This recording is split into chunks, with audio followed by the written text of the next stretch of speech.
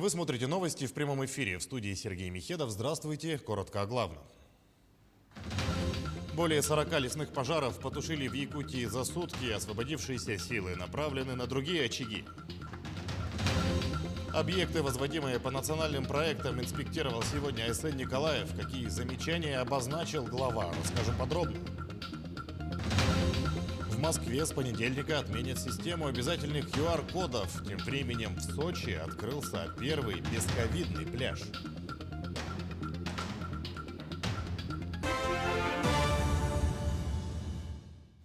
В Якутии за сутки ликвидировано 43 лесных пожара. По информации, озвученной на брифинге по ситуации в лесах, тушат 69 возгораний на территории 16 муниципальных образований. Из них локализовано 8 очагов в 5 районах. С начала суток ликвидировано 43 пожара, обнаружено 5 новых возгораний. Неблагоприятная обстановка сохраняется в Горном, Сунтарском, Мирнинском и Хангаласском районах. Борьбу с огнем ведут более 2000 человек и 250 технических средств, а также 12 воздушных судов.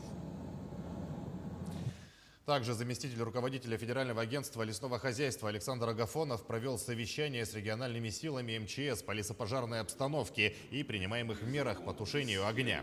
Он отметил, что в республике проводится большая работа по стабилизации ситуации. Результаты есть. Организована оперативная переброска сил и средств от потушенных за сутки пожаров на возникшие очаги. Угроз населенным пунктам нет. Нет, вот так. Руководство Республики Саха-Якутия проводит очень большую работу именно по стабилизации обстановки. Лесопожарные. Очень сложные погодные условия. В этом году практически осадков-то, можно сказать, и не было. Дефицит колоссальнейший. Температура запредельна, за 30 градусов и больше. И это дождей пока и не предвидится в принципе. И в этой сложной обстановке, вот на данный момент, уже потушено больше, чем в обслуживаемой зоне в прошлом году. Это колоссальный труд, титанический труд. Федеральный центр в стороне тоже не остается. Начиная с того, что выделены дополнительные средства с федерального резерва правительством Российской Федерации, Минфином, группировку нарастили. Практически более 800 человек дополнительных сил авиалесохраны прибыло сюда в помощь Якутии. И эта работа продолжается. По национальным проектам в якутские пригороди строят много. Сюда входят дороги, социальные объекты и, конечно, Жатайская судоверфь. Сегодня АСН Николаев ознакомился с ходом строительства. На объезд с главой выехал и наш корреспондент Дмитрий Тымыров. Проверку глава региона начал с осмотра строительства объездного шоссе. Здесь работы идут еще с прошлого года в рамках национального проекта «Безопасные качественные автомобильные дороги». В начале лета, когда АСН Николаев также инспектировал ход строительства, здесь было отмечено значительное отставание от сроков. В прошлый раз, наблюдалось достаточно значительное отставание от сроков по земляному полотну, по началу устройства дорожной одежды. В настоящее время уложен где-то практически более 60 квадратных метров нижнего слоя крупнозернистого асфальтобетона. И здесь надо сказать, что подрядчик нарастил темпы и практически вошел в график. Далее детский сад, строительство которого идет в Гагаринском округе Якутска в рамках нацпроекта «Демография». В настоящее время строительная готовность здания 75%. Полностью завершено обустройство фундамента, каркаса здания, кладка наружных и внутренних стен. В настоящее время отставаний по графику по работе в данном объекте нету. У нас полностью сейчас идет согласование дизайн-проекта. Мы уже 3 раза пересматривали данный проект. И в основном вся чистовая отделка завершена почти. И сейчас уже идет благоустройство территории детского сада. Этим летом большая работа началась и в микрорайоне Марха. Здесь строят почти 5 километров автомобильных дорог. Так, в эти дни на улице Олега Кашевого идут ремонтные работы на более чем 3 километра. И буквально с сегодняшнего дня рабочие начали укладку асфальта. Ведутся работы по установке бортовых камней, основания земляного полотна.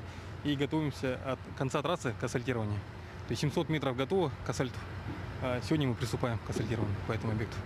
И когда планируете завершить? Вообще у нас контрактный срок до конца октября полностью завершить. Асфальт и работа мы завершаем до конца сентября по этому объекту. Работы идут и на автодороге НАМ. Сейчас здесь расширяют дорожное полотно, а в скором времени начнется укладка асфальта. А уже после дорожники займутся благоустройством трассы, установками светофоров, столбов наружного освещения. Далее по маршруту село Кангаласы. Здесь по программе поддержки центров развития Дальнего Востока строится большая школа, сад. Я вижу, что здесь опять же работы идут все четко по графику. И до конца года этот замечательный объект, очень нужный Кангаласам, будет тоже введен в строй. И, конечно же, он полностью будет оснащен. Уверен, что это позволит сделать еще один серьезный шаг в развитии социальном и Кангалас, и в целом города Якутска. И, наконец, самая отдаленная и экономически крайне важная точка объезда – Жатайская судоверфь. Здесь Алексей Николаев провел рабочее совещание со строителями. Было серьезное отставание от графика, но после принятия оперативных мер со стороны правительства республики, со стороны руководства верфи, подрядчики сейчас постепенно уже входят в график. Главная задача сейчас к началу отопительного сезона уже закрыть тепловой контур. Мы считаем, что это все, вполне возможно. К слову, это вторая судоверфь, которая сегодня строится на территории Дальнего Востока. И ее ввод будет крайне важен для развития всего региона. Дмитрий Тымыров, Джулсан Иннокентьев, Якутск. Накануне в Министерстве образования и науки Якутии учителям, отработавшим по программе 5 лет в арктических и северных районах, вручили свидетельство на улучшение жилищных условий. Какие еще меры господдержки для молодых педагогов работают в регионе и сколько учителей получили заветные сертификаты? Об этом Анна Васильева. Суровый климат, непростые бытовые условия. Несмотря на все эти трудности, сегодня молодой педагог Лена Потапенко вспоминает 6 лет работы на Колыме с бесконечным теплом и ни о чем не жалеет. Не сворачивать с пути, добиваться своей цели, потому что все-таки результат стоит всех ожиданий, стоит всех усилий, стоит всех нервов. И я думаю, что это только к лучшему. В этом году по данной госпрограмме жилищные сертификаты получили сразу 25 учителей Якутии.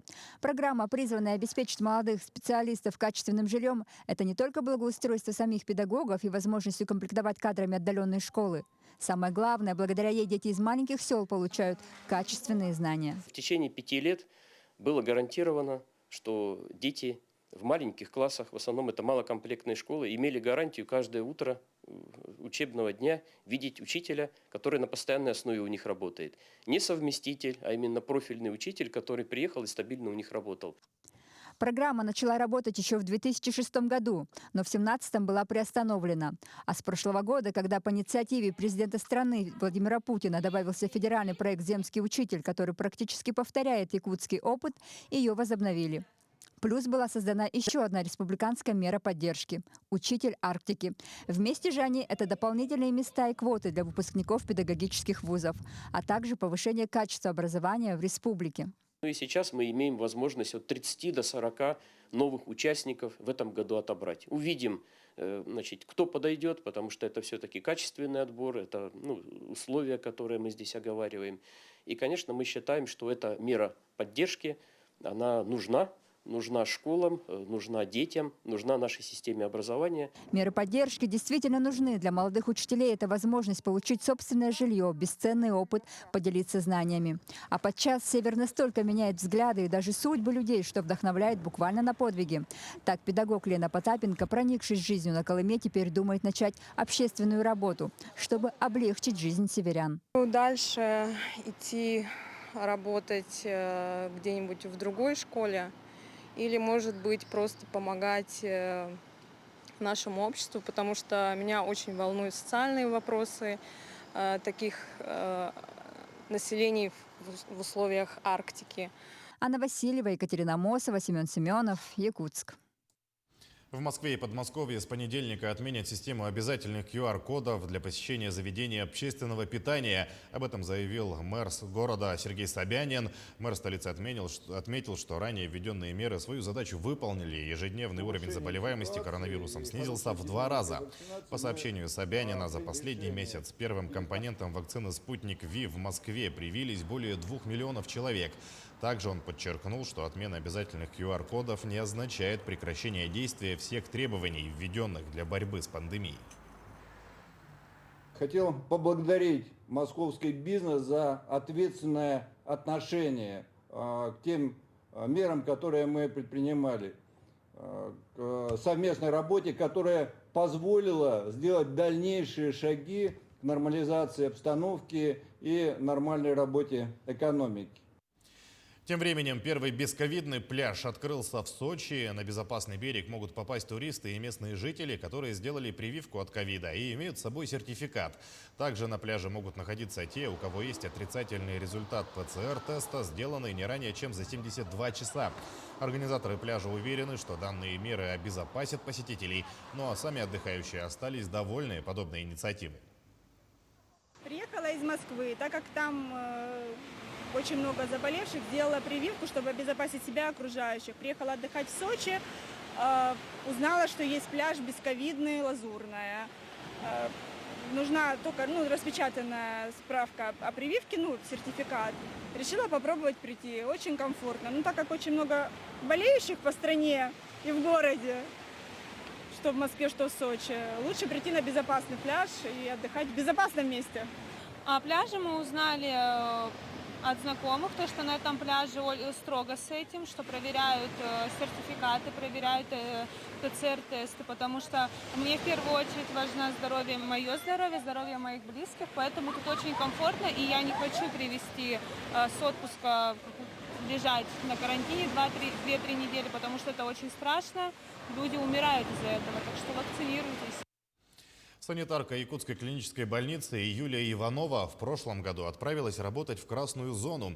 Не выдержав разлуки с женой, ее супруг Владимир за 2 месяца выучился на младшего медбрата и пошел в медицину вслед за любимой. О том, как живут молодые супруги в красной зоне, узнавала наш корреспондент Надежда Саханская.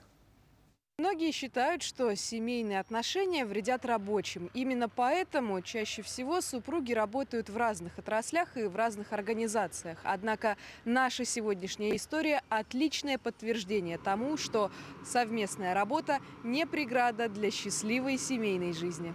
Владимир и Юлия состоят в браке уже 4 года. Пусть красная зона – место далеко не романтическое, супруги поддерживают друг друга на рабочем месте. Началось все в прошлом году, когда и Юлию отправили на передовую. Мы принимали это решение вместе. В то время он работал вахтовым методом. И чтобы, не разлучаться, мы решили отучиться, чтобы он отучился на медбрата младшего. На младшего медицинского брата. Он отучился 2 месяца дистанционно, и, получается, в сентябре мы уже работали вместе.